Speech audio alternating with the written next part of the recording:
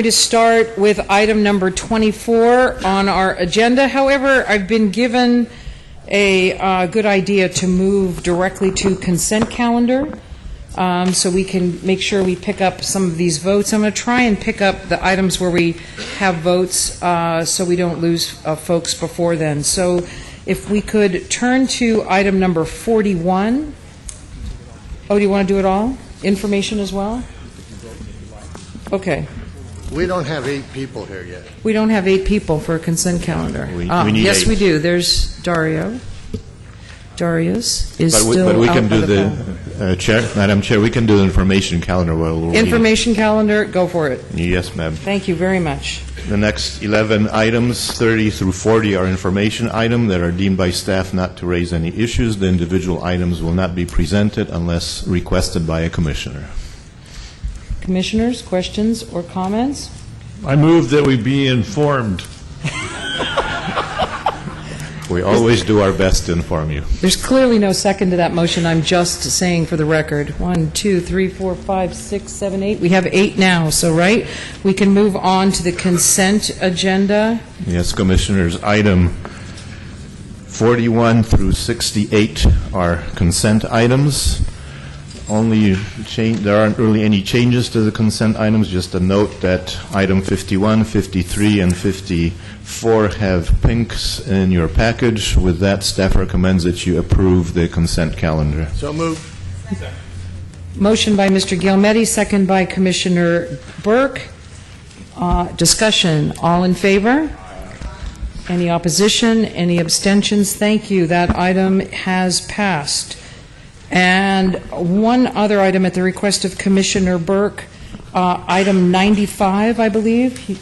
Commissioner Burke asked us to move up. Is that the one, Commissioner? Yes. Could we take a look at item number 95, Juan? Financial allocation for STIP transit projects, an action item. Hey, Commissioners, item 95 is an action item. Juan, we just had a motion. Are you sure you want to do your report? I can tell you what the vote is, the amount of $77,631,000 for the 3 transit projects. Staff recommends your approval. Motion by Commissioner Alvarado, second by Commissioner Arp. Discussion. All in favor? Opposition? Abstention? Thank you, Juan. Thank you, Commissioner Burke, for elevating that one. Okay, moving now back to item number 24 on the proposed 2015 10-year shop plan. Stephen Mahler. Yes. Commissioners, item 24 is the 10-year shop plan. This is the last shop plan that will be presented to the Commission under the old way of doing the shop. We are going to be transitioning into the asset management type of process. So this is the very last one done under the prior process. One thing I will note is that the Department was to present the shop to the Commission and staff at the end of January. This is the middle of March when we finally got the plan. The most salient point in the plan is that the Department has estimated the needs for the shop to be about $8 billion a year for the next 8 years, or next 10 years, and what we're really going to be getting is $2.5 billion of available funds every year for the next 10 years. With that, I'm going to turn this over to Bruce DeTerra, who will give you a presentation on the shop. Thank you. Thank you, Stephen. Commissioners, I'm going to stand up here so I can use the remote. You've got the PowerPoint there with the teal-colored handout. So hopefully I'll get this right. So I'm going to give you a real quick overview following on where we're going. Maybe I'll give you a quick overview. Okay, that's counterintuitive. So the shop plan outlines a high-level, goal-constrained needs for project categories that are eligible for maintenance, preservation, and operation of the highway system supporting the infrastructure. So your presentation looks like, if you don't have one, I have an extra.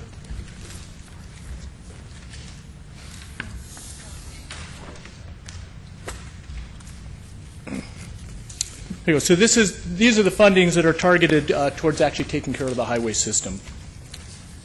Now, importantly, and a lot of people get confused by this, there's a shop plan and then there's the shop. And the shop plan is goal-oriented. It takes a look at what we would need to invest in order to achieve what department goals would be. And I use the example of a 90% of good pavement condition.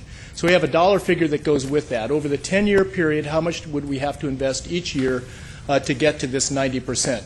And that's where we get this $8 billion a year figure that we roll that forward over the 10 years to get to the goals that the department sets to achieve.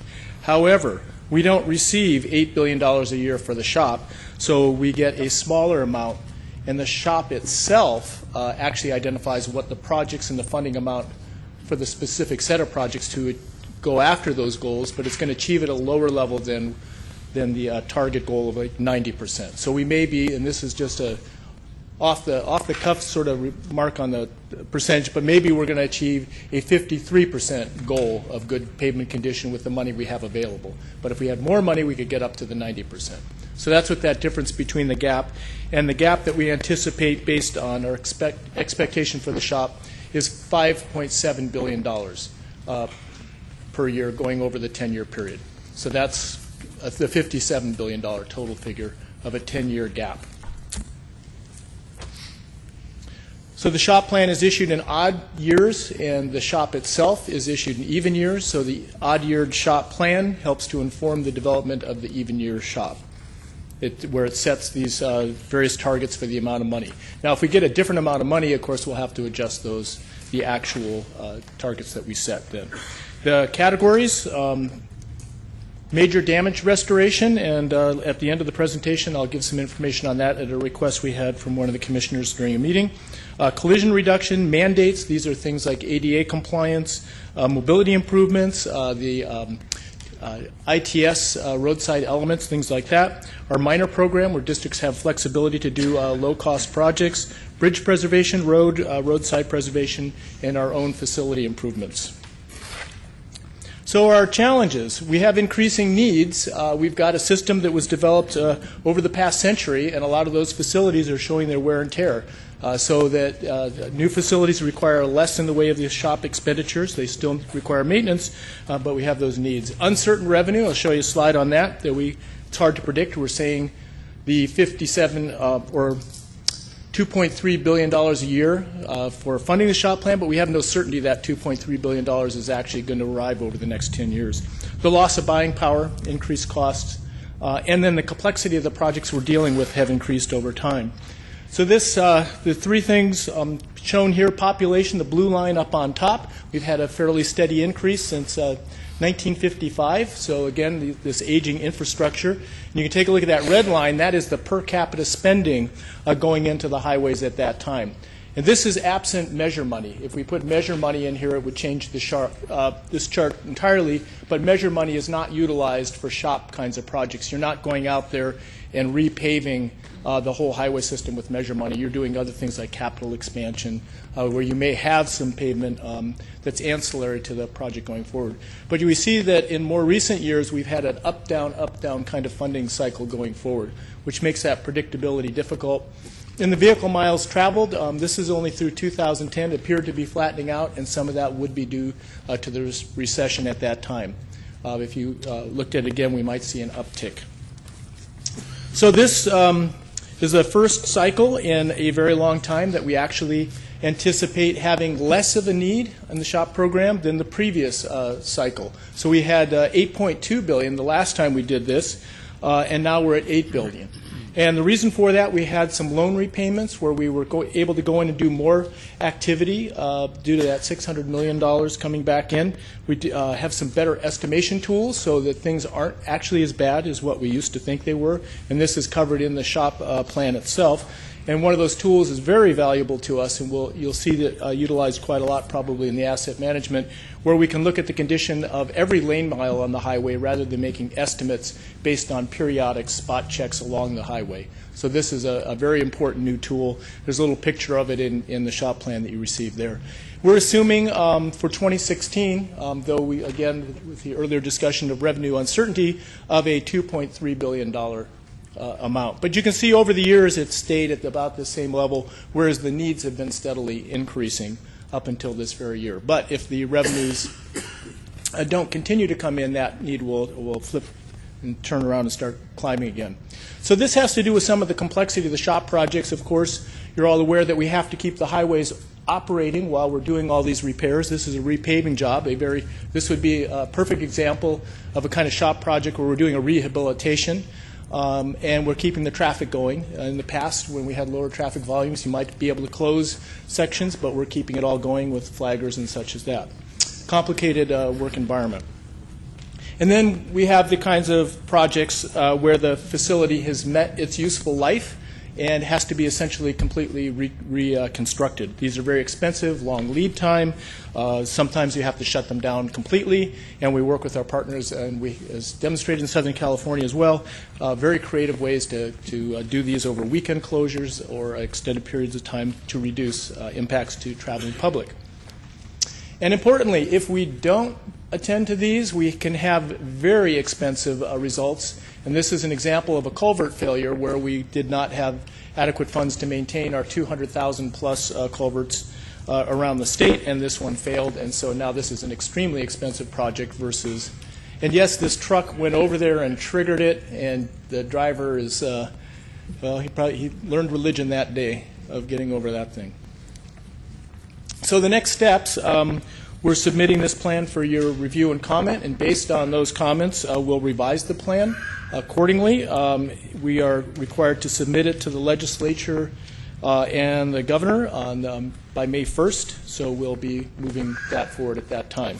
And then we'll be utilizing this plan as one of the information pieces going into the development of the 2016 shop, which will get started fairly shortly after this is completed. So happy to take any questions, but I have one more slide, and I don't know, Gino, if it'll pop up here. Okay.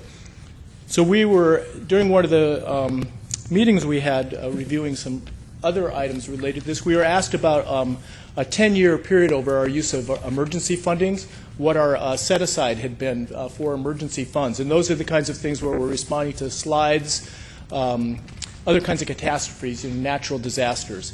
So we have to set some money aside for that, and that's represented by the yellow line going across your graph, where we say, well, okay, we don't know exactly what's going to happen in any given year, but we make an estimate based on the past as to how much we need to set aside. Our goal is to keep it under the actual need. If we set aside too much money, that means we have revenue that's sitting there on the table going out through the whole year not getting utilized. So we don't want to do that. So the red is the get the thing open, that the public, the goods movement, all that needs to use that facility. We need to open it up, and that's the representation of the red line going that. And sometimes that's a real crude repair to get the road open. The permanent restoration funds that come in then to permanently fix the facility is that green line. So you can see that we've had some increases in the permanent restoration. A steady set-aside, if we see a trend, we'd probably increase. If we see a trend due to climate change or something else requiring more emergency response. So we're able to do this looking back. We can get at the data to do this for all the shop categories. So we'd be able in future meetings to be able to give you examples of how the funds have been used for the shop categories over the past decade or so since we've been collecting the data. So with that, I'd be happy to take any questions. Thank you, Bruce. Okay. Questions, comments, commissioners? Very good. Appreciate it. Stephen? The only comment I would do is that staff will be providing comments to the department, and we'd be soliciting comments from the commissioners through staff to be given to the department. This plan itself will be transmitted to the governor and legislature on May 1st. Thank you very much. Very good. On to item then number 25, the 2015 five-year maintenance plan. Stephen? Yes, commissioners, we freshly received the plan and presentation from the department yesterday, so it's freshly off the press, and Tony Tavares is going to go through the maintenance plan with the commission right now. Great. Good afternoon, Chair Dunn, commissioners. My name is Tony Tavares. I'm the division chief for maintenance. I'm going to give you a quick overview of the five-year maintenance plan. Essentially, this plan is updated every 2 years alongside with the 10-year shop. It's intended to complement the 10-year shop. The purpose of the plan is to address maintenance activities activities that, if not performed, could result in increased shop costs in the future. And these maintenance activities include pavement, bridge, and drainage. Essentially, we have more than 50,000 lane miles of pavement in the state highway system, over 13,000 state-owned structures, bridges, and approximately 205,000 drainage culverts in our entire inventory. The 5-year plan goes, as I mentioned, hand in hand with the 10-year shop, which basically feeds into our department's asset management plan. And what I'd like to do is to share, Bruce mentioned a little bit about our new pavement management system, and I'm pretty excited about it. It's some pretty technical abilities to be able to analyze what our pavement conditions are now, and would like to share a little bit about that and what we're doing in Caltrans. What we've been able to do is basically we've done what's called ground penetration radar to capture the roadway cross-section for the entire highway system. This is essentially doing a CAT scan of the entire roadway so we know what the thickness of the roadway is and what the composite materials are. We've also taken core samples of the pavement out there so we know the soil strength underneath the roadway as well as the material durability. We're also using what's called an automated pavement condition survey unit, and this van is pretty high-tech. We're the only state in the nation that's doing this type of technology. It's using continuous images of pavement using a high-speed vehicle instead of having employees on the side of the highway analyzing the outside lane, the first 100 feet of the outside lane, and then making a determination of the pavement condition for that 1 mile segment. So it provides pavement condition for all 50,000 lane miles of the roadway. It utilizes also laser technology to measure rutting and the ride quality, so the smoothness of the pavement, and it's also analyzing the surface texture for friction. As I mentioned, the automated pavement condition survey, it's a safer means of acquiring the information that we need, and it's faster. We can actually complete the entire pavement survey of the entire state highway system within about a 6-month time frame.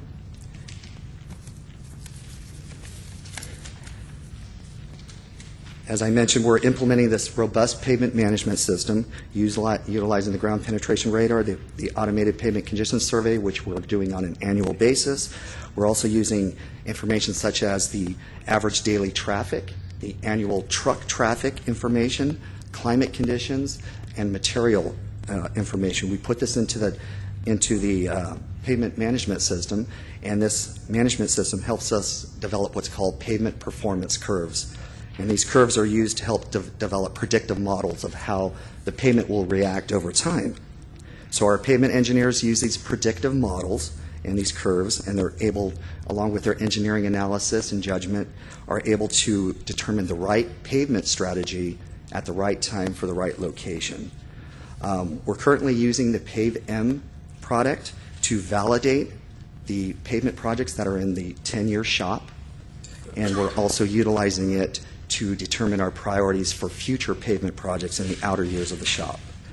PaveM will allow us to be more effective and efficient in delivering our pavement projects. So the maintenance program funding, baseline funding for pavement, bridge, and drainage is $433.5 million per year. Our current goal for pavement is to address 2,100 lane miles each year. Our goal for bridge is to address 710 bridges each year. And our goal in culverts is to repair 140 culverts and assess 12,000 or inspect 12,000 culverts each year. At our current revenue assumptions, the same expenditure level of $433.5 million is recommended. However, if additional revenue were to become available, a combination of both shop and maintenance funding augmentations would be recommended to best manage and maintain the entire transportation highway system. With that, that concludes my presentation, and if you have any questions, I'd be more than happy to address those. Thank you very much, Tony. Questions for Tony? Yes, Mr. Gilmetti. Tony, out of curiosity, that APCS vehicle, do we own that, or? We are contracting that out. We do not own it. The technology changes so rapidly that it's at this time it's more economical to contract that work out. Yeah, thank you. Sure. Very good. Thank you, Tony. Thank you. Appreciate it. And we're on now to an action item, Caltrans Transportation Asset Management Plan and performance measures. Stephen, you kick Yes, this off. Commissioners. This item relates to what is going to be happening into the future, where asset management, we're going to be managing the assets of the highway system through an asset management plan. Legislature allowed the department to bring the assets into this plan process over time, and the department now is choosing to go forward with 4 asset types as being the first ones we go forward with. So one of the action items you'd be requested to do is say, are these the 4 asset items that you would want them to do first out of all of the asset items that exists? Plus, they will be asking you, is the performance measures of good, fair, or poor for the asset types, is that the right performance measures? Later on in the year, we'll be going into actual percentages against of how much we want to be good, how much we want to be fair, and how much we want to be poor. With this introduction, and the Commission will be making those determinations, we will have Komi Ajisa go in and give you a presentation on the asset management plan. Thank you. Komi, welcome. Thank you. Thank you, Chair. Madam Chair, Commissioners, good afternoon. Komi Ajisa for the Department. Before I get into my presentation, I'd like to quickly introduce Michael Johnson. You would have heard Malcolm refer to Michael as our new asset manager that we just appointed, and he will probably be the one you'll see from now on talking about asset management. We're here as a follow-up to my presentation last January, basically to formally begin the process of developing the asset management plan for the department. And this is really with intent of fulfilling the requirements of SB 486 as well as MAP 21. In simple terms, an asset management plan is really a strategic plan for managing your assets such that they can deliver a set standard of service with intent of making sure it's cost effective as you do that. We're asking you for 2 actions today. First, approval for the assets to be included in the plan that we're constructing, and secondly, performance measures to use for those assets that will be in the plan. For quick illustration, the next 2 slides basically summarize the statutory controls that we have that are outlined in terms of what requirements we have for asset management, for the asset management plan. SB 486, state law, calls for an asset management plan to guide our SHOP investments. MAP 21 is a federal law which sets a mandate for asset management with minimum requirements, and since the SHOP is mostly federally funded, it also requires that we meet that obligation. Under MAP 21, there's a prescription for which assets at a minimum must be in the asset management plan, and that's pavement and bridges. There's no such prescription under SB 486. In addition, MAP 21 goes beyond just the state highway system to include the NHS, which is non-state highway in some cases, some local NHS routes in the asset management requirement. We're proposing to phase the development of the asset management plan just by nature of the process of dealing with our assets. As you saw in the last 2 presentations with the 10-year SHOP plan, this process of phasing is necessary to get us to the ultimate requirement of SB 486 to have a robust asset management plan by 2020.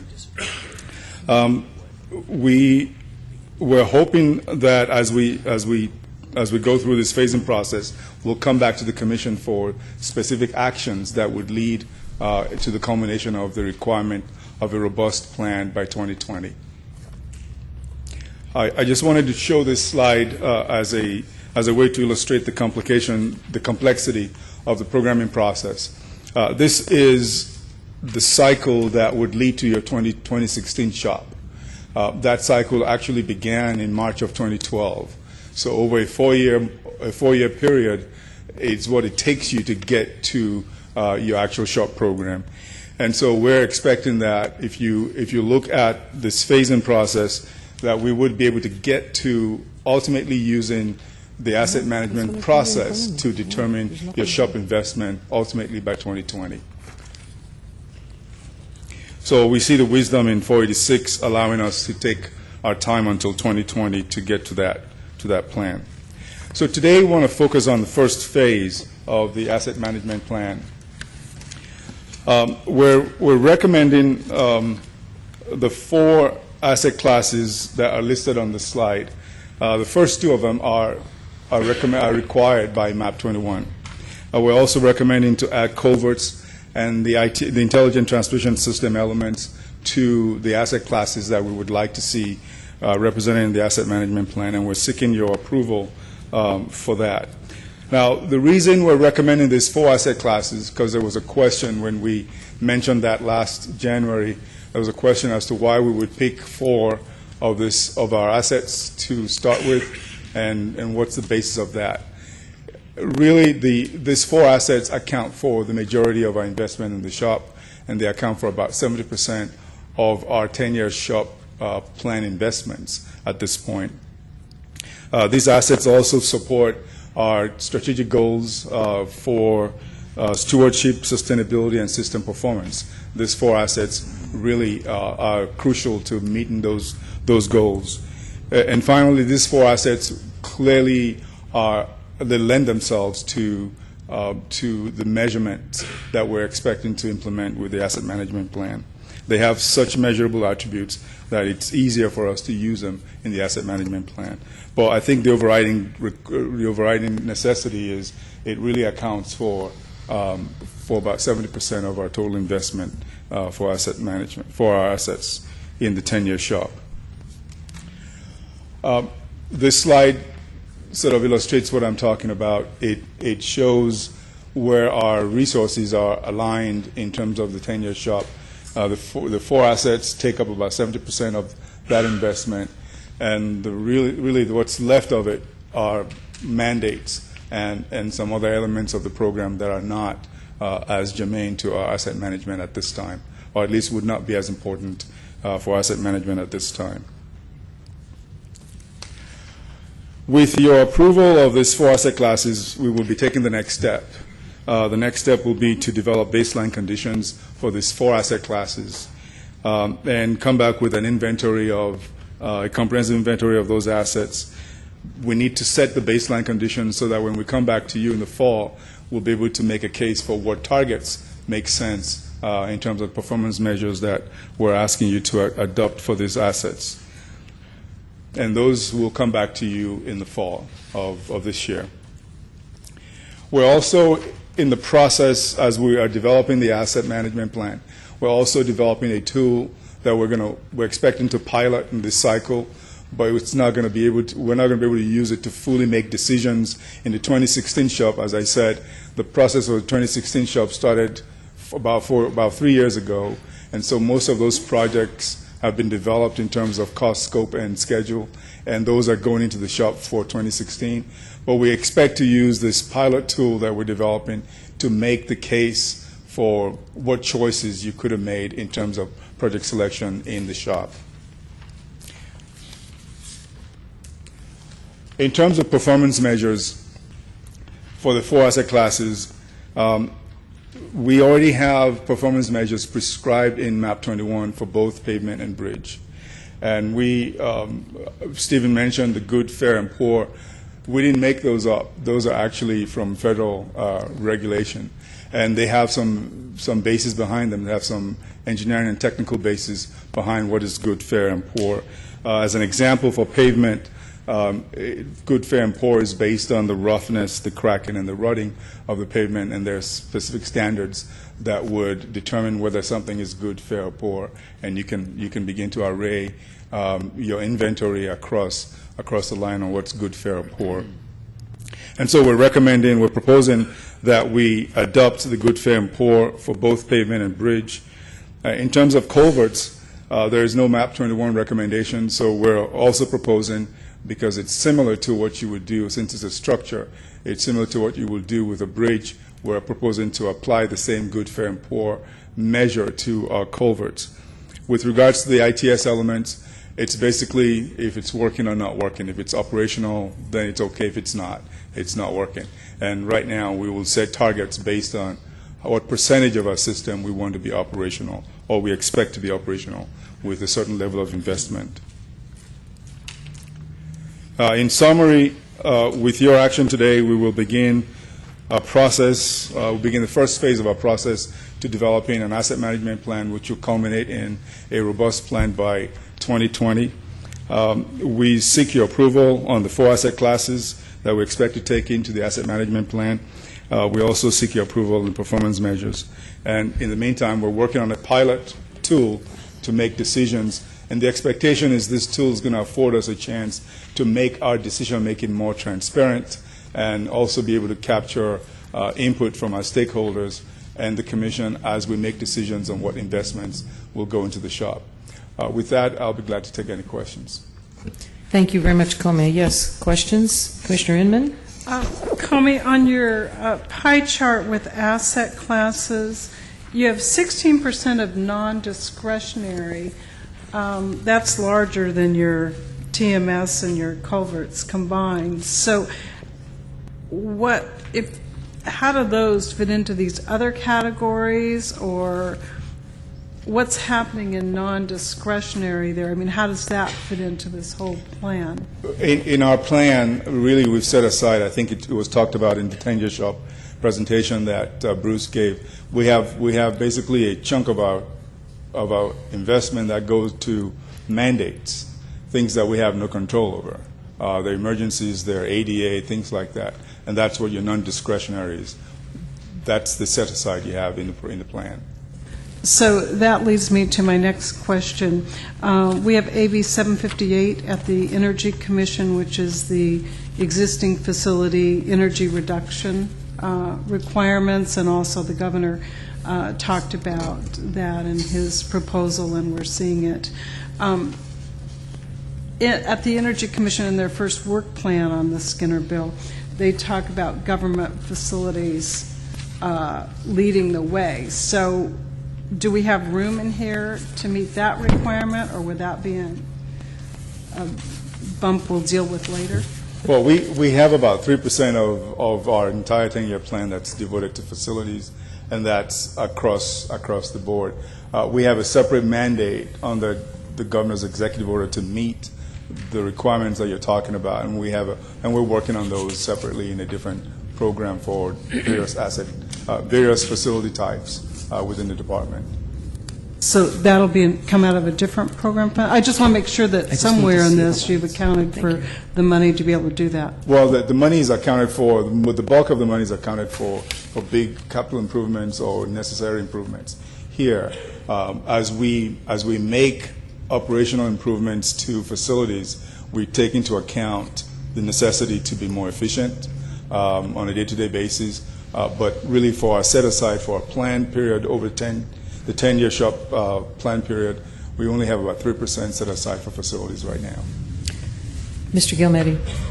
Comey, I understand the pavement, the bridges, and the culverts, but why was ITS elements picked over anything else on the pie chart? Well, I think in the current environment that we're in, where we are really trying to get the most out of our system, the ITS elements is really the vanguard of that effort, is to try and get the most out of the system by making sure that we, one, can inform folks to make the right decisions and when to use a freeway. We can, by instrumenting the system, we get better usage, we get more efficiency. A typical ramp meter, for example, will add some capacity to the freeway as opposed to expecting to build an additional capacity. And so when you weigh the cost of ramp metering as an example of ITS to actual pavement, new pavement, it's more cost effective to to exploit those ITS elements and have them work into the fullest. Thank you. Comey, I'm sorry, go ahead. Will? Thank you, Madam Chair. Stephen Maller, I know we asked for a complete listing of the universe of asset classes. Does the pie chart, Comey, give us that universe of asset classes? Yes. So the Commission can see It does, and also the back of your, I think on the back page of your staff report, there's a list there as well. That's You should have a pink item for tab 26. On the back page, there's a listing of the assets, but I do have a question for you, Tommy. What I see in here is one asset that I don't see on here is your office buildings. Shouldn't that be included as part of your asset management plan? not at this time. Well, no, I'm not under the four that you're doing, but shouldn't be part of your universe of assets. I would hope so. Let me look into that. It So would probably maybe- be in the excluded assets for sure. Yes, so if we had to list it at all. might be number 16 under the excluded asset class.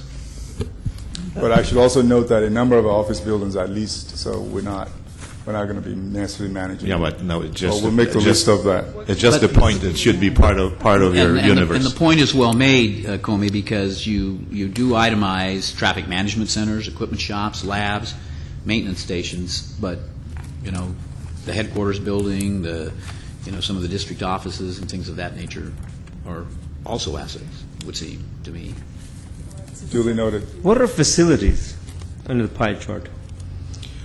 Facilities are everything that's a building, basically. Your offices? That's the equipment shops, the labs, the management maintenance stations. That's the facilities. And what we're making a point that one of the facilities that's missing is the office buildings.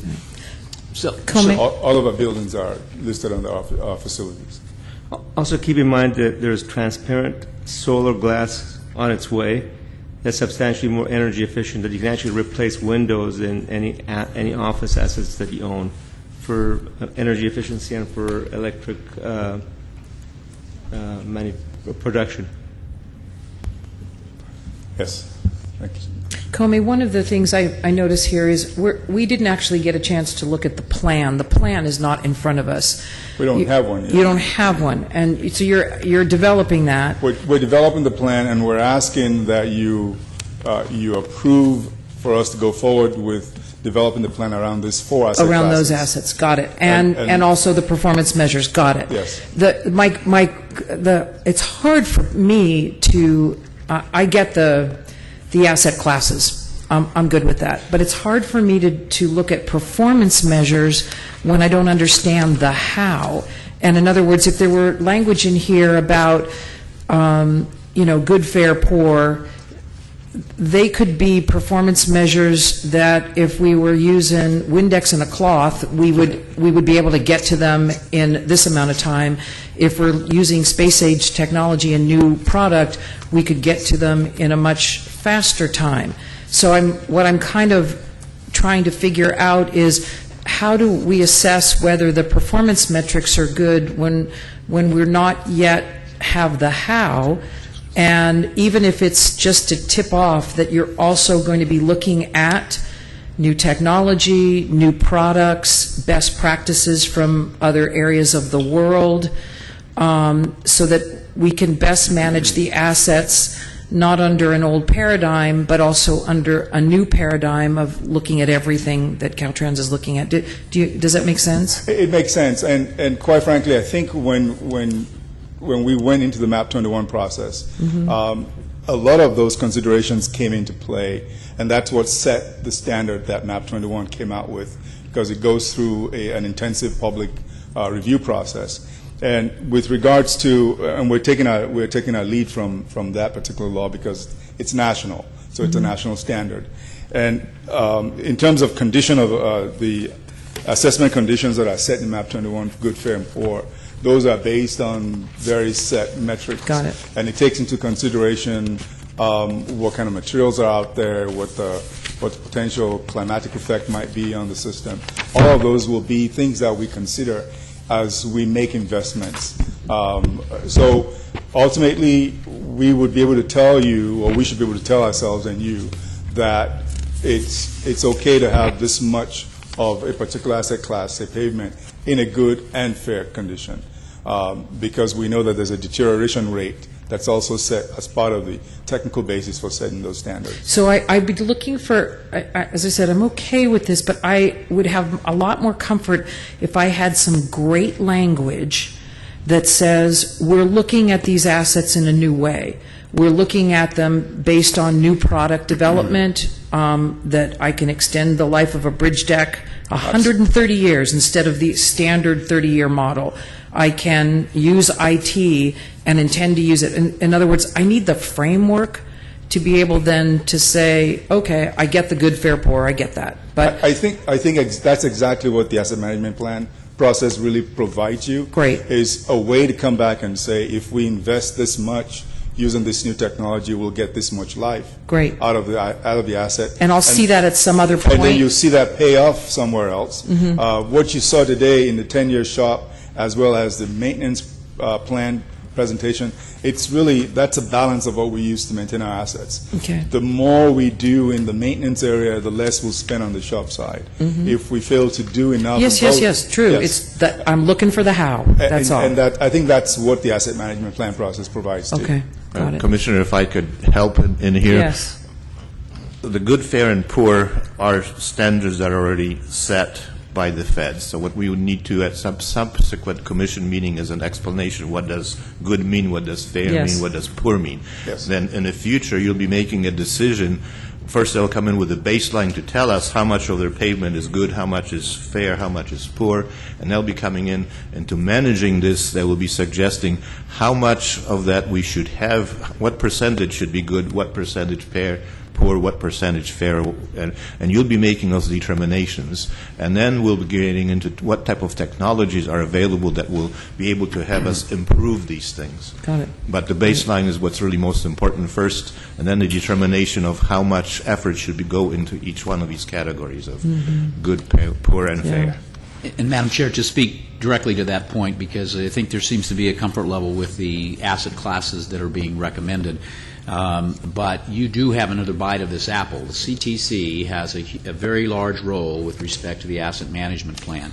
And if you look at the chart that shows the phases over time, you're being asked today, even though it doesn't say on the actual item, you're being asked to approve draft performance measures, which are based on this good, fair, poor, and with some explanation that they provided in the pink report. And then coming back to us in January of 2017 is the CTC approval of final performance measures. So I can tell you we will be spending a lot of time working with the department to identify precisely what are those appropriate performance measures, recognizing we want to be consistent with the federal requirements, et cetera. But Absolutely. we may have a different slant or view of the performance measures after we've dived into this. Great. Other comments, questions? So we have an action item before us, Commissioners, to approve performance measures and 4 asset classes under a plan that is not yet done. But this is the baseline in which to start it. This is the start of the plan. The start of the plan. I've got a motion from Second. Commissioner Alvarado, a second from Mr. Arp. Any more discussion? All in favor? Any opposition? Any abstentions? Thank you. The matter passes. That was item number 26. Number 27, Interregional Transportation Strategic Plan Update and Schedule. Garth. Yes, Commissioners. Bill Figge from the Caltrans Acting Deputy Director for Planning and Modal Programs will provide an update on the development of the 2015 Interregional Transportation Strategic Plan, or ITSP. Per SB 486, signed into law last year, Caltrans is required to submit the ITSP to the Commission for approval by June 30th of this year. And the document will be updated every 5 years thereafter. Once completed, the 2015 ITSP will identify key interregional corridors to prioritize the 25% share that Caltrans has of STIP funds to program for interregional projects. Historically, this 25% share equates to about $150 million a year. Also, per statute, once the ITSP is completed by Caltrans, they will prepare the Interregional Transportation Improvement Program, or ITIP. The 2-year ITIP will identify the projects to be programmed for funding and will be submitted to the Commission by October 15th of this year. Thank you, Garth. Good afternoon. I'm happy to be here. I was here back in November, and we were kicking off the ITSP effort at that point and explained where we were headed with that. And so today I'm back with an update on the process and to give you a heads up of that we will be having a draft plan out for review here shortly. The Interregional Transportation Strategic Plan is the state's long-range plan for the transportation system that connects the major regions of the state. The ITSP looks at the entire interregional transportation system as a whole, and in this plan we're going to identify strategic interregional corridors that are based on travel patterns between the major regions of California. We will also be looking at project selection criteria that will be used in the development of the ITIP, as Garth mentioned, and will include a basic assumption in terms of how much ITIP funding will be available over the next 20 years. This map is a real high-level map looking at the state as a whole, kind of illustrating the east-west and north-south travel patterns. And it is identifying not just highway corridors, but it's a multimodal approach that we will be addressing in specific corridors. So on the next slide, you can see the definition of the 11 strategic interregional corridors that we are looking at in detail within the plan.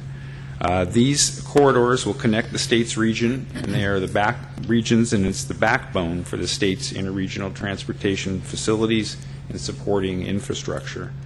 The corridors this time in this plan are more broadly defined than in the previous ITSP. We've included the interstate routes here. They were considered as a separate item in the past.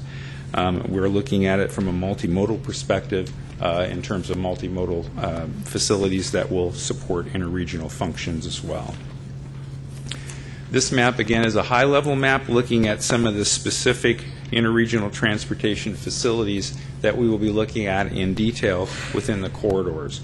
It will include high-speed rail, intercity rail service, state highways, transit services, bicycle, and pedestrian as appropriate. We will have very specific corridor mapping for each of the corridors that will identify these projects or these corridor components. And these facilities will be the highest priority to receive interregional improvement program funding and be included in the next ITIP. Again, we're looking at these corridors from a multimodal perspective, and the concept for each corridor is to focus on the entire interregional corridor, and we're going to designate within these corridors corridor concepts, and they will include the various modal kind of approaches to the corridor. And as we will analyze the corridor, we'll look at it from the standpoint of the specific components within it, such as mentioned here, highway, rail, active transportation, freight, intercity transit, et cetera. And we'll identify the corridor's interregional needs as an outcome within this process. This slide and the next few slides we've organized based upon the letter that the Commission sent to the Department in January asking us to include these kinds of things within our plan. So would these also address the specific requests of the Commission in that January letter? One of the things that was mentioned was population growth, and this map shows percentage of growth by county between now and 2040 throughout the state. Population growth, along with other factors such as freight movement, interregional travel patterns, greenhouse gas reduction, and others, will be used in ranking the facilities and identifying specific corridor improvements.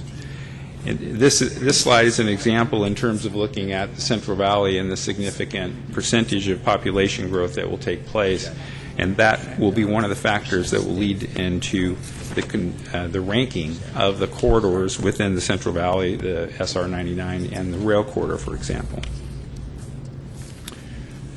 I wanted to mention freight corridors. Freight's a very important part of the interregional transportation system. We've just completed the California Freight Mobility Plan, and the Freight Mobility Plan identified freight projects, and they were in a tiered order. And so we have incorporated the Tier 1 freight routes that serve an interregional purpose within the ITSP, and they will be a large component of the plan. So examples of that include I-80 in the connecting San Francisco to the North Nevada area was identified as one of the 11 corridors. I-10 and I-15 from San Diego to through Los Angeles up through the Southern Nevada-Arizona corridor. I-5 and SR 99 from San Francisco through the Central Valley to Los Angeles. And freight movement will be a component in the ITIP project selection criteria. This chart is here to give you a sense of how the ITSP fits within the other plans that Caltrans and others are doing for the state. So that the top level looks at the big picture. We are doing our California Transportation Plan. We have in place the Regional Transportation Plan. Sets the basis for much of the state planning. The second level looks at things from a modal perspective, and so the ITSP is one of those plans that fits in there. And one of the things that the Commission asked us to do, and one of the things we're working on through this process, is the alignment of these, making sure these plans fit together, they work together. So an example is that the Tier 1 freight mobility network is something that we're looking at within the ITSP. The last line talks about potential funding sources, and one of the other things that we're doing differently this time around is obviously we will focus on the ITIP to some extent in terms of developing project criteria, but we want to identify that that's not the only funding source for interregional improvements. And as you've heard, this morning earlier, the amount of money that's available in the STIP is probably not going to be up to what it has been traditionally, and the ITIP portion of that is a relatively small amount. So we do need to look to these other funding sources to be able to implement the improvements that we identify within the ITSP as well, and we'll be working with our regional local partners along the way to help with that. The development schedule here is that we conducted public outreach beginning in November, right after we were here. We've also been working through our California Transportation Plan outreach, which we're conducting this month as well, and we've included ITSP element in those workshops. We are putting a draft document here together, which we expect to have out in a few weeks. We will be coming back in May to the Commission after we've received comments back on the document, as well as giving the Commission opportunity for input, and then we'll be back in June with the final document requesting approval. I just show this last slide so that there's opportunity for folks to be commenting, and when we do post our draft plan, it will be available online as well as we'll distribute it directly to appropriate folks. So with that, I'll close and be happy to answer any questions you may have. Thank you, Bill. Questions? Mr. Asimi. I noticed on your overall plan that you don't have a corridor to Mexico, to the Mexican border. That's not a high freight or a high traveled on slide 4. And these are just illustrations here, but are you talking about the statewide map? Let me go back. This one? Whoops. Yeah, that one, yeah. Slide 4 is this one. Yeah. Slide. I didn't see the next one. Oh, okay. So the corridors that will be included are these, in terms of the ones we've identified as strategic interregional corridors, and they include, the routes will be included within these that are based on that statewide map, and you can't, that's statewide, it's a little difficult to pick them all out, but they will be corridor level mapping. And then also in Kern County, the 58 east-west corridor going all the way through to the east coast. That's that high-volume freight. Yeah, and I think these corridors we're going to look at from they're not narrowly defined, but we do want to try to limit to some extent the priority in terms of corridors, so that we have some focus in terms of the limited funds that are going to be available. So as we go through the process, we will identify the higher priority corridors. That one probably is parallel to or within that corridor, but whether that route ends up in there or not, we'll have to see as we play it out. If I could suggest, Commissioner, if you would look on the very last page of the presentation, that will answer a lot of your questions. No, I see the routes. So I want to make sure we talk to Kern County on the east-west corridors going to the rest of the country. Okay. Thank you. Okay, Commissioner Inman. Thank you for including the intermodal freight connectivity points.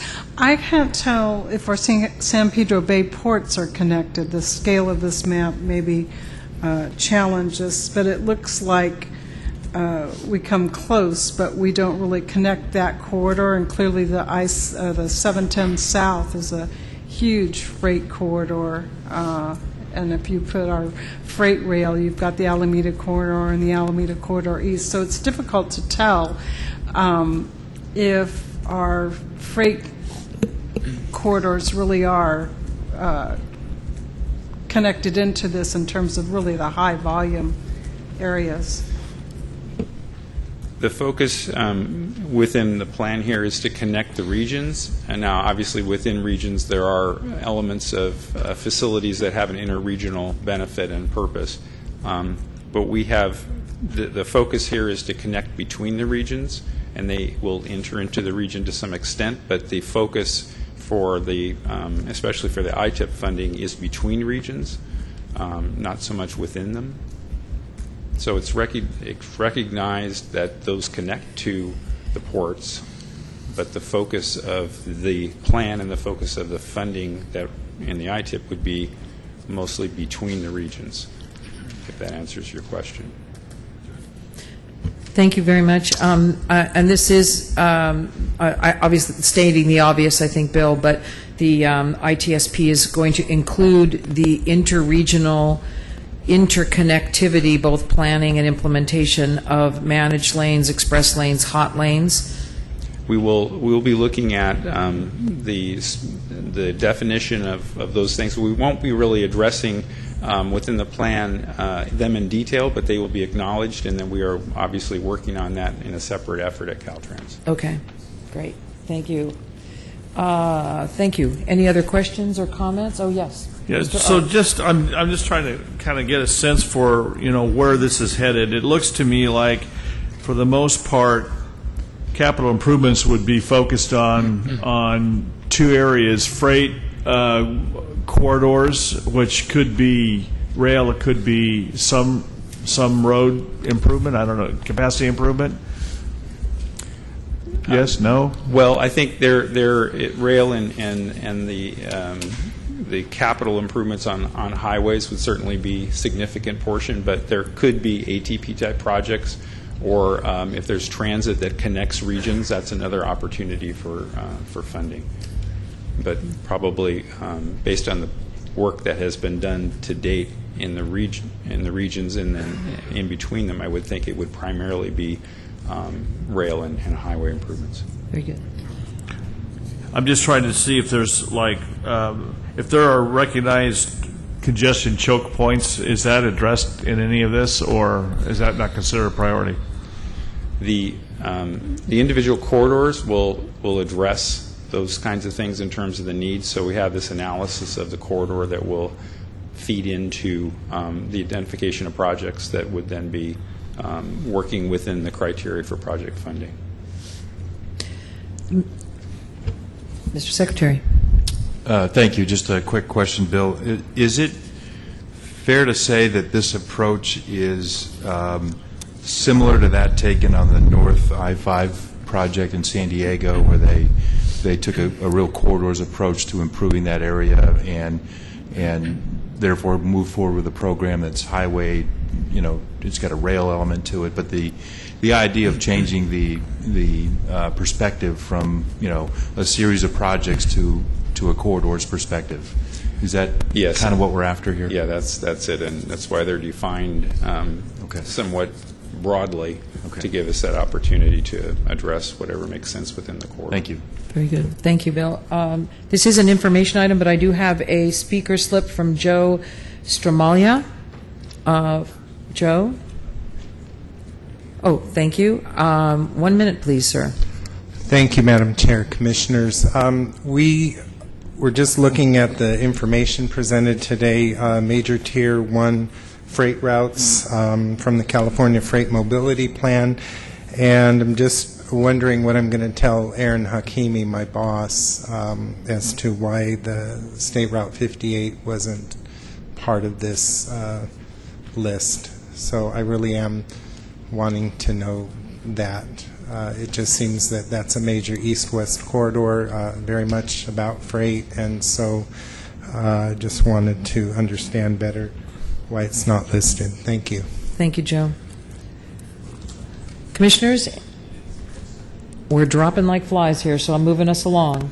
Item number 28 is an action item, proposed department regulations on the sale of surplus property along State Route 710 in L.A. County. Stephen Mahler. Yes, Commissioners. This item, we are only asking for one action from the Commissioners under this item, and that is for permission to authorize the Executive Director to provide comments to the Department on the proposed regulations.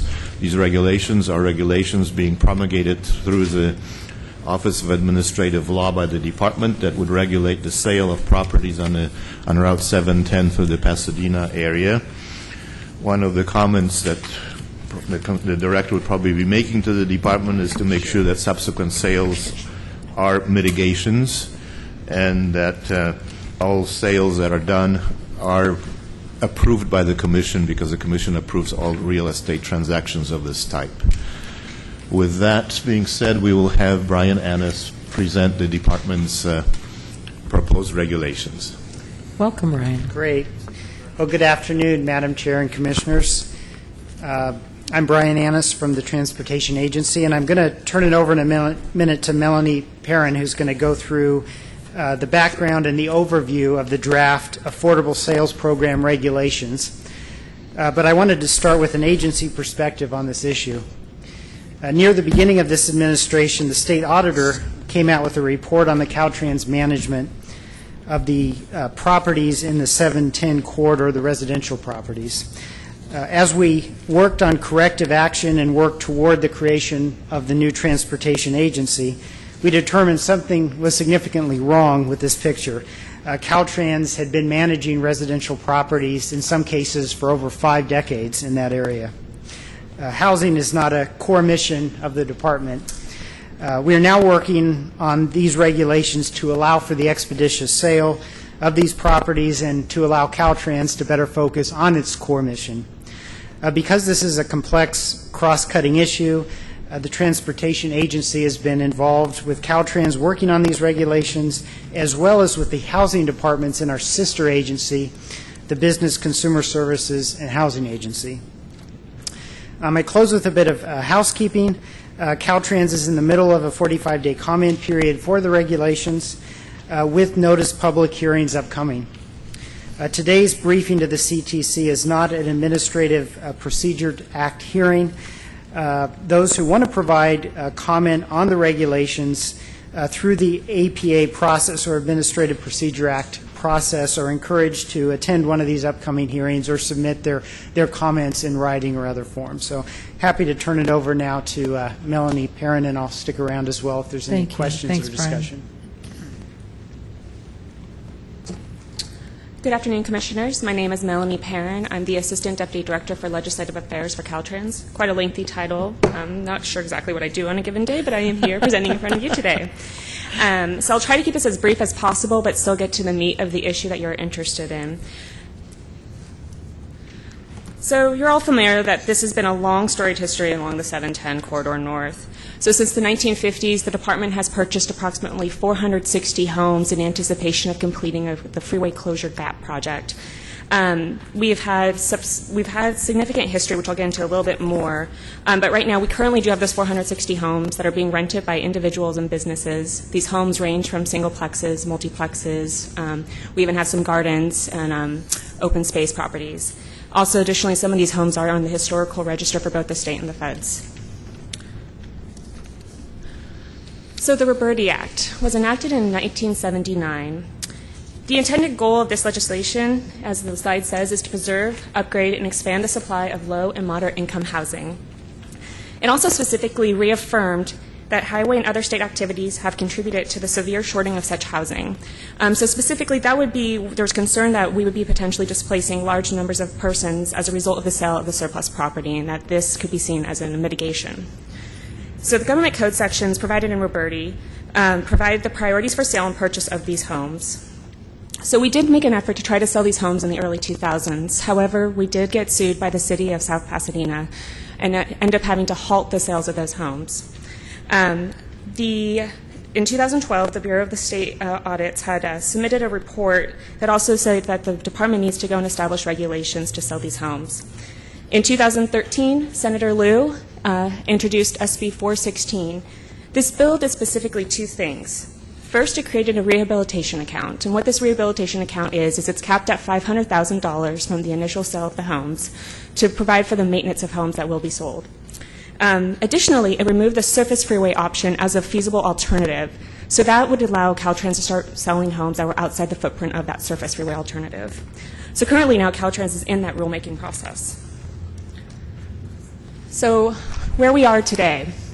So we held public workshops in October 2013, and what these workshops were was really to get input from affected constituencies of what they would like to see in the rulemaking. So after we got input in those workshops, we then proceeded to publish our first regulations in May 2014 with the Office of Administrative Law. I cannot emphasize enough how much significant public comments we had received in that. So we actually removed. Our public comment period is usually typically 45 days for this process. We extended it to 90 days and added an additional hearing. So we had 3 public hearings that we ensured that the constituents impacted were definitely getting their voice heard. However, we ended up removing those regulations on February 27th and then re-released a new set of regulations on February 27th. And I'll get into that a little bit more in the next slide. So now we're currently in the 45-day public comment period that will end on April 13th. We'll be holding 2 public hearings after that on April 20th and 21st. So the significant changes, this is a little bit of an overview, and I'm going to dive in even deeper on the next few slides. But we had received substantial public comments, and we ended up working with the Housing and Community Development Department and the California Housing Finance Agency in helping us determine a path forward. And specifically, the 3 main comments we had received focused on the ability for the affordable buyer to gain equity in their home. Under the May 2014 regulations, what we had was a 30-year deed restriction. That created complications for the person who was interested in buying. Not only could they not gain equity during that time, it was hard for them to obtain financing. Further, the state would still have to monitor those homes for the entire 30-year process to ensure that the deed was still in place and not being impacted. Additionally, in how the Roberti is set up, and I'll go into this in the next couple of slides, there were some current tenant categories that were not going to be able to purchase their home in advance of other entities that might have the opportunity. So we looked at a structure that how could we go and give them more opportunity to have a chance to purchase the home that they are currently occupying. And lastly, we're really focusing on not displacing the tenants. So we're looking at how can we make sure that we're keeping that community together as best as possible. So Roberti sets forth 7 categories for the priority of potential buyers. So as you can see up top, you have 1 through 7.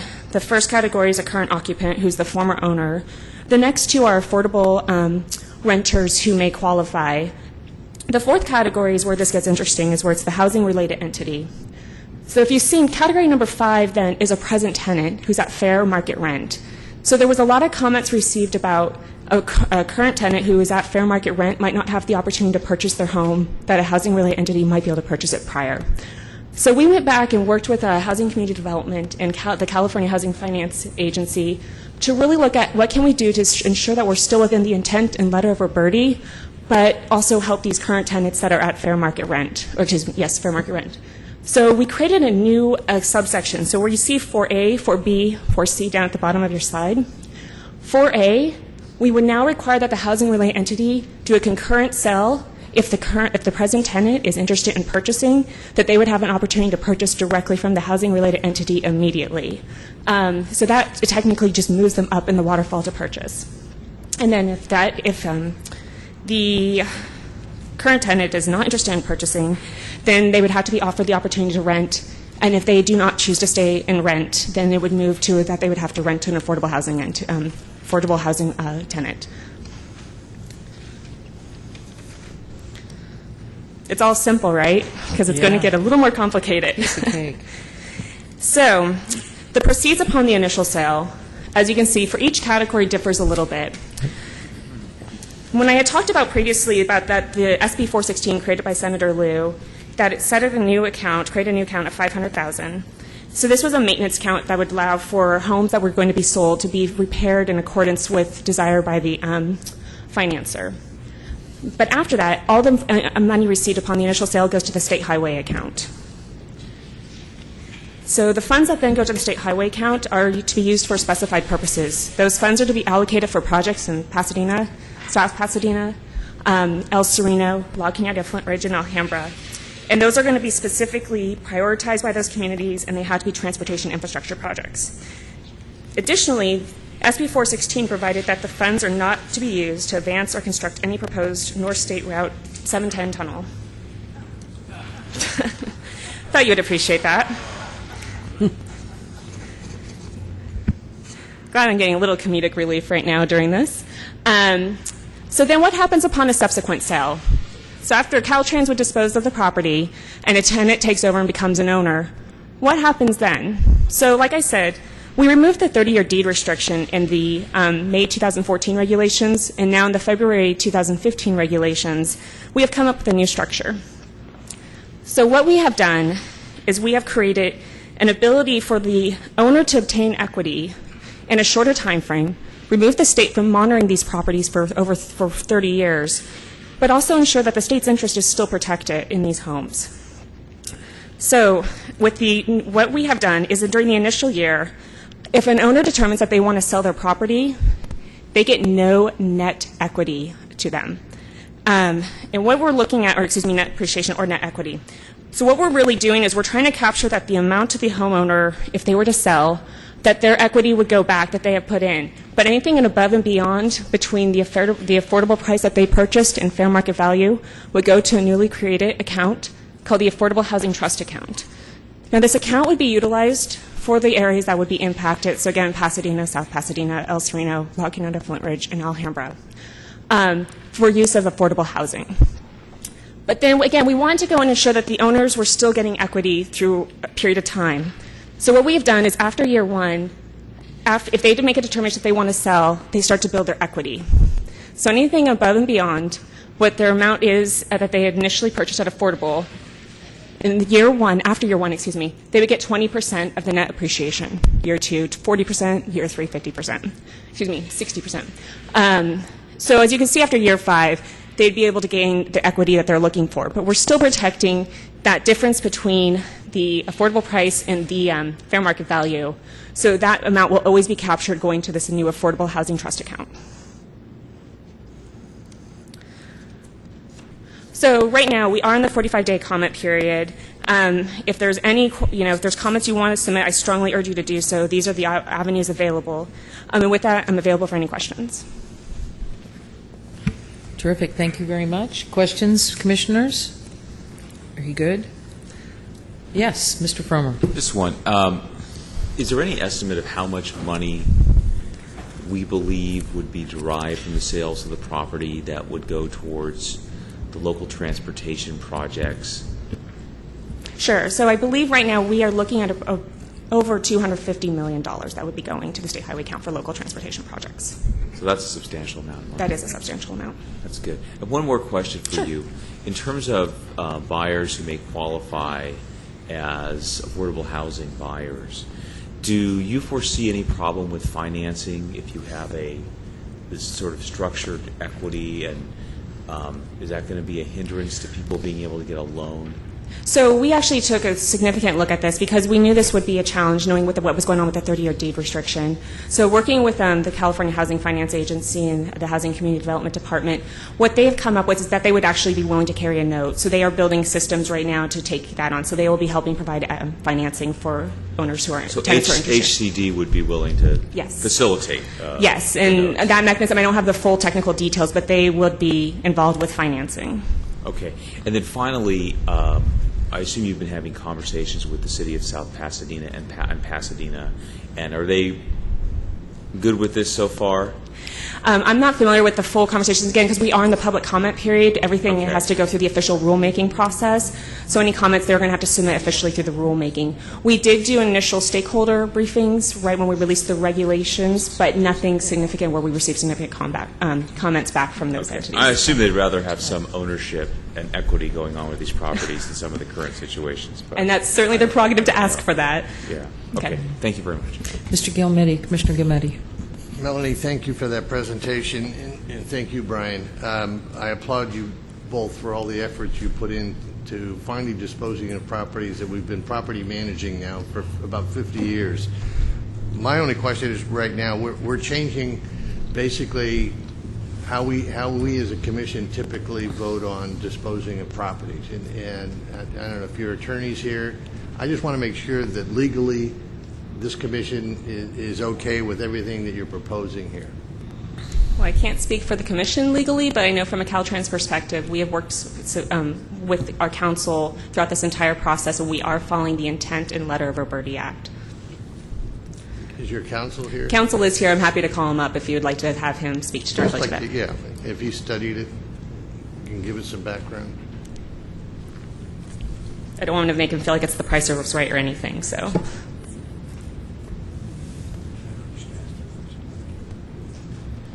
Good afternoon, Madam Chair, members of the Commission. My name is Roger Formanek, and I'm an attorney for the Department of Transportation. And I can assure you that we've looked very, very closely at this, and it's the Department's opinion that these proposed regulations fall squarely within the limits of the Roberti Act. That's the shortest answer I've heard from an attorney in a long time. Well done. I'm trying to give you the non-attorney answer. Thank you. Thank you. Thank you. Excellent. And then Mr. Kempton. Yes. I should also tell you, Commissioners, that staff and our attorney have discussed the concerns regarding the regulations as they relate to Article 19 of the state constitution and to the provision of the state law. But Mr. Spanos does agree that to the extent the proposed regulations provide for mitigation of environmental impacts of highway activities caused by the 710 corridor in a manner consistent with the Roberti Act, they would pass muster. So I wanted you to be aware of that. Very good. Mr. Arp. Just a quick question. So is there any other, outside of this chunk of properties, anything else Caltrans sells, those proceeds end up in the general fund for the most part, don't they? Now you have me stumped and getting a little outside my bailiwick, but I'm going to look to Brian Annis to see if he has that answer. I don't think under this case. I just saw the Roberti Act puts these specifically into the excess in the state highway account. But excess properties we've been selling over the years because of a law that was, I think, sponsored by Torlakson a while back. Those monies have been going into the PTA account, and then they've been being swept into the general fund, so they haven't been going back into the state highway account. That's something we need to get fixed. Yeah, that was my point, was that this is probably a good approach for these properties, but they've got. We don't have that kind of arrangement in a lot of other properties that we're selling. It would be a place for It'd be a good place to get some transportation money, it seems like, since those properties at one point or another were bought with money probably from the state highway account. Yeah, another factor going beyond the sales proceeds is the ongoing rent. The ongoing rent for these properties is about $5 million a year, and that gets transferred to the general fund as part of that non-Article 19 transfer. Department spends about $7-8 million a year for repair of these homes. So there's a significant loss to the highway account that will then go to when the properties are sold, will ultimately go to the highway account. Very good. You should not have told me that. That's why we're trying to sell these homes, so that we are getting money into the state. So the money to fix them is coming out of the state highway account, but when we finally sell them, well, not these here, but in other places, when we finally sell property, it goes to the general fund? Yes. Thank you for that information. Sorry to disappoint on a Thursday afternoon. Ladies and gentlemen, we have been, this is an action item, unless there's any other questions. Thank you very much, Mr. Fromer, to move to allow our executive director to comment, second by Mr. Asimi. Any other discussion? All those in favor? Any opposition? Any abstention? Thank you. The matter passes. Thank you very much. Now, if I've read my agenda correctly, we are on item number 69, monthly status of, pardon? You're correct. Okay. Oh, I'm suddenly afraid.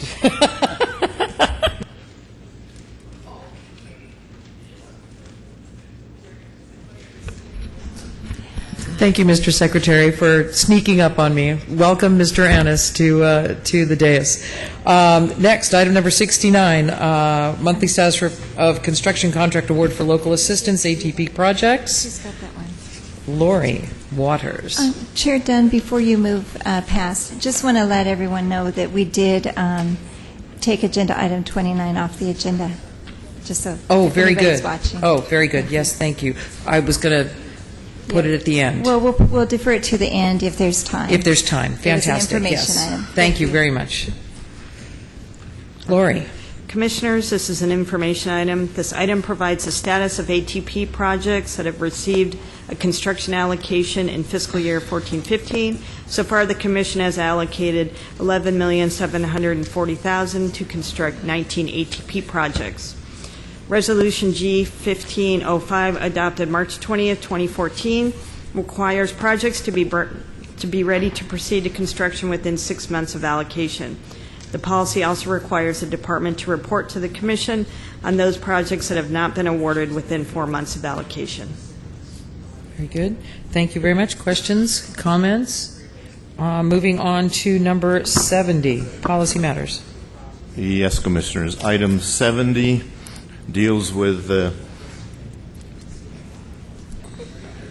planning process for airport land uses. And in the past, the Commission approved about 15% of the funds in our account to go towards planning activities. Then the amount was raised to about 30%.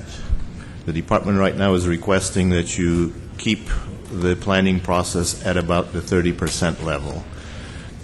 I don't know if the Commissioners are in tune with keeping planning activities at such a high level. Personally, I would say that probably 15% is not enough and 30% might be too much.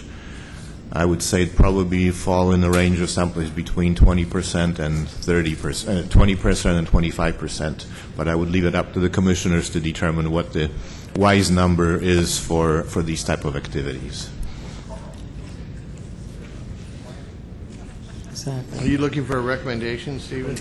Stephen, are you making a recommendation here or not? I'm making a recommendation that it should be something different than 30%, but I'm not quite sure what it should be. So shall we defer this to next meeting? We can defer it to the next meeting, but I think it's really a policy matter. It's really based on the discussions of how the Commissioners are comfortable or not comfortable with doing plans versus putting pavement down on airport runways. Well, perhaps we should hear from the chair of our Aeronautics Committee. Commissioner Inman? Well, I don't know that I'm the chair of that, just but I am on nominated the you. committee and the only one here. So I don't know if Comey's here and wants to talk about this, but I think it's not real clear to me exactly how many more plans we're missing, and safety issues could be involved if we don't have those plans in place and we get land use in close proximity. So if Comey doesn't come in 5 seconds, I see him coming in here. He must have been out there enjoying the shade of the afternoon. But let's see if he can explain to us why 30 is better than 20. I'm sorry. Bill Okay. Figge is the deputy over that area. Oh, okay. Mr. Figge. So I might be Welcome. able to add a little bit. The issue, I think, is that the amount of money available for planning is important in terms of identifying the improvements that need to be done, and you have to have a plan in place in order to be eligible for the federal dollars that come forward.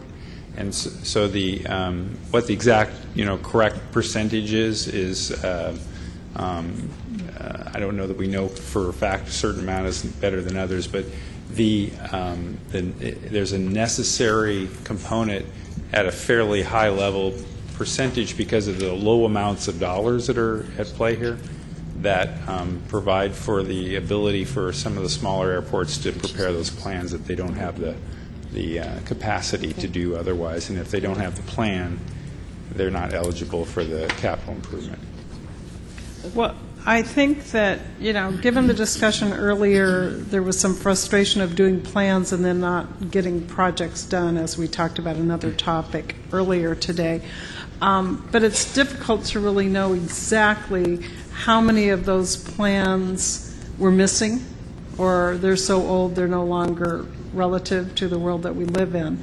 So I'm going to recommend that we split the difference here unless someone can convince me that there's some reason to go another way, and that we limit it 25% between the 20 and the 30%. So that would be my motion. There's a motion by Commissioner Inman, a second by Mr. Gilmetti. Any discussion? All those in favor? Any opposition? And any abstentions? Motion passes. Thank you very much, Mr. Figge. Stephen, you got it. All right, thank you. Item number 71. Item 71 is actually the priority list matrix for determining which projects should go forward under the acquisition and development program. So staff recommends that you approve the matrix. Motion by Mr. Firmer, second by Mr. Asimi. Discussion, and all those in favor? Any opposition? Any abstentions? Motion passes. Number 72. Yes, Commissioners. Items 72, 73, and 91 deal with the same projects. I'll take them all together. This is the Terminal Enhancement Efficiency Project and the part of LA. 72 is the adoption of the project into the TCIF program. 73 is approval of the baseline agreement, and 91 is allocation of $8.4 million. Staff recommends that you approve all three items. Motion by Mr. Firmer, second by Mrs. Inman. All those in favor? Any opposition? Any abstention? Matters passed. Thank you, Stephen. Item number 74. Yes, Commissioners. Item 74 is the Department's second quarter fiscal year 14-15 project delivery report. The delivery committee has met with the Department on this report, has gone over the report. This report is a work in progress. It's a huge improvement in the readability and understandability of the report. The prior reports had all that information in them, but they were not very readable, and the Department is making great progress in improving the usefulness of this report. We have not Jim Davis, but Jim Davis's assistant here to go through the report if you wish. Welcome. Would you like to hear any information, Mr. Gilmetti? I just have a question. I've already reviewed the report, and Very I agree good. with Steve, and I think the department's doing a great job. But there were two high-risk projects that I think in District 4, and I believe MTC and District 4 were trying to work out their support costs. No, three projects. And I'd just like to know if, is that resolved yet? I believe MTC is still and the department are still negotiating. One project has been resolved, and the other two are still in some kind of negotiations. We're getting close? Okay. Kenny Cow can address how close they're getting. Very close. It's very good. So, if there's no other questions, this is an information item. Thank you very much. I think we're good on this one. Commissioners, with your indulgence, I'd like to go back to item number 4 under Commission Reports from the Chair. As you heard earlier, there is a vacancy on the Technical Advisory Committee, the TAC, due to the resignation of one of our commissioners. And after some due diligence and a lot of persuasive ability by staff, I think, Orange County Supervisor Lisa Bartlett, former mayor of Dana Point, serves also on the Transportation Corridor Agencies, so is understanding of transportation issues, has just notified us that she is willing to serve as a member of the TAC. And so with that, I would ask for a motion for support. So moved. So moved. And a second. Thank you from Mr. Arp and Mrs. Inman. All those in favor? Any opposition? Any abstention? Matter passes. Thank you very much. And thank you. Lisa Bartlett will be a great asset to that TAC. I have worked with her for many years. She's terrific. So we're on to now project business matters. Stephen, number 75. Yes, Commissioners. Item 75 is a supplemental allocation request for $1.125 million. This is for the Solano Way Station project. The project has been completed. It's in operation, but there is some contractor requests for payments. Some of these were due to unforeseen circumstances like buried materials, different type of soils that happened. About half of this money is towards these type of activities. Other half of the money is towards errors and omissions that were in the plans and or specifications. Staff would recommend that you approve this allocation. The department has already kind of admitted liability with the contractor for these, so if you don't approve it, this will go to court. The judge will say, pay up. You'll have to pay interest and court costs, so that's why I would say approve it. And if you have any questions about any particular items. Stephen, I think we already had a motion before you even finished your report. All right. So if you want to just keep talking, I'll be very, very patient. I was going to say that Bijan Sartipi is here to answer any questions that you might have. Thank you, Stephen. A motion by Mr. Art? No, did I make a motion on that I one? thought you did. I thought you said moved it. All right, Mr. Fromer moved. I second it. There you go. All in favor? Aye. Any opposition? Any abstentions? Thank you all. Motion passes. Thanks, Stephen. Next up on environmental matters, number 76, Sacramento County. Item 76 is an action item. This is the final EIR for the Fair Oaks Boulevard Corridor Plan that includes the Fair Oaks Boulevard Improvement Phase 2 in Sacramento County. The EIR identified significant and unavoidable impacts related to traffic and circulation, air quality, noise, and cultural resources. The County of Sacramento adopted a statement of overriding considerations, finding that the benefits of the project outweigh the impacts. Staff recommends the Commission accept the EIR findings, overriding considerations, and approve this project for future consideration for funding. Move it. Mr. Arp moves, Mr. Fromer seconds. Any discussion? All in favor? Any opposition? Any abstentions? Matter is approved. Another action item, number 77, Director's Deed. That item has been pulled off the Oh, agenda. it's been pulled. Thank you very much. Number 78, information items now, Laurel. Yes, Commissioners, items 78 through 82, these are STIP amendments for notice. I would just add 4 of these STIP amendments for notice staff has no issues with, and they will likely be on the consent calendar. However, item number 80, this is a request for an AB 3090 reimbursement amendment for Contra Costa. This is, they're asking to advance a project that's actually programmed in 1516, and it's really not appropriate to do a 3090. So staff would suggest that this project instead come forward for an advance allocation request in May or June, which is a normal time when we would consider advances. That would be a better way to deal with this, so we would not want to see this come forward for action. Very good, thank you. And we do have a speaker slip from Ross Chittenden on item number 80. So Ross, come on up. Thank you, Chair Dunn, Commissioners. I'll keep my comments very brief. Ross Chinden, Deputy Executive Director, Contra Costa Transportation Authority, and we love staff's recommendation. I want to thank Susan and Laurel for reaching out. I know I shouldn't say anything if we have a yes, but I know we don't count votes till next month, and I do want to stress why we came in and asked for the 3090, and of course we'll accept the early allocation. Number one, the project's ready. It's reached RTL. We want to put people to work. Secondly, the project has kind of a unique work window where the project adds auxiliary lanes on I-80 congested corridor, most heavily congested corridor in the Bay Area. To create room for the auxiliary lanes, we need to replace a pedestrian overcrossing. About half the people that use that overcrossing are school children. The project also has ATP funding. We need to get the project under construction so that we can land the pedestrian overcrossing on school property. We want to land it on school property and make it safer for the children.